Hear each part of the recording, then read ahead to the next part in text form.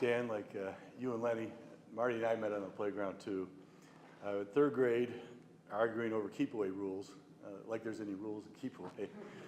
But I raised the argument with a shove, and you would guess that Marty ended it with a punch.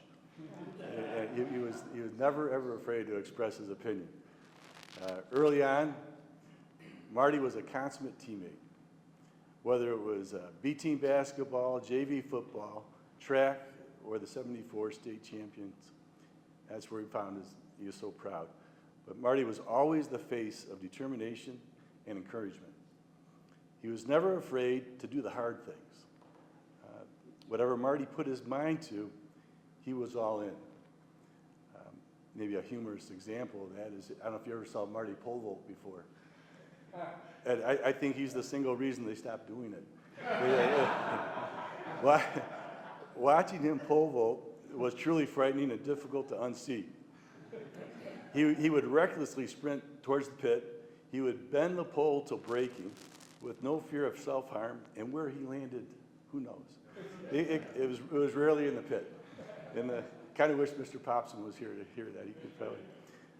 Marty loved the brotherhood of a team, embracing the hard workouts, the early morning agilities, driving in their Corvair to be dropped off as we struggled together. Whether he was a grade school Viking or a Brother Ice warrior, he was immensely proud to be part of a team, always filled with encouragement and voiced for his opinions.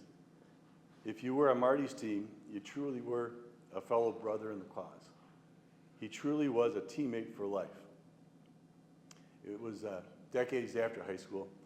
Marty was working as a manufacturer's rep with an account that needed a plastic molding company, which that was our family business, but there were hundreds of us, and we were all going very slow. Times were very slow. Marty had his choice of hundreds of idle plastic molding companies, but called on our struggling family business with an offer to produce a small plastic part. It was a lifeline.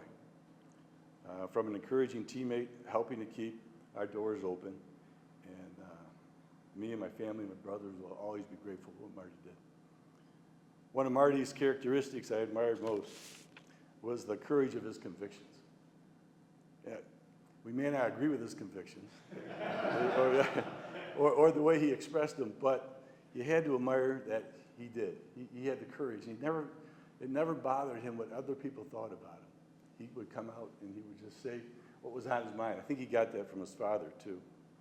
But so as we face our own late life challenges, whether they are health issues, sensitive conversations, or a need to explain our faith in Jesus in difficult circumstances, like Marty, let's not shy away from the hard things, but rather say a prayer and keep our brother Marty in mind.